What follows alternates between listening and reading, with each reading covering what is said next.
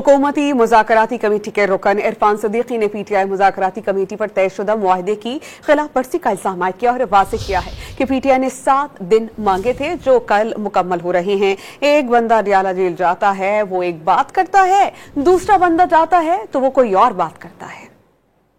वो तयशुदा मुआहदे की खिलाफ वर्जी कर रहे हैं। 7 वर्किंग डेज का वो लिख के दे के गए, डिस्कशन हुई जो कल पूरे हो रहे हैं।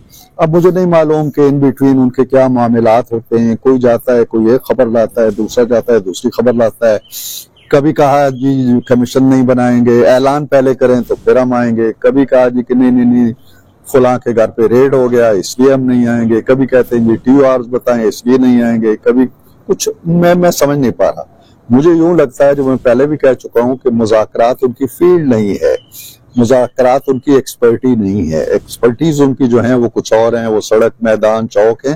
तो वो नहीं आए ना आए, उनकी मर्जी है। हम कल चूंकि स्पीकर ने मीटिंग बुलाई हुई है, अभी तक कैंसिल नहीं हुई है। अब किसी का ना कोई इंतजार करेंगे, ना छत पे खड़े होके किसी को आवाज दें कि आओ, हम किसी को बुलाएंगे नहीं।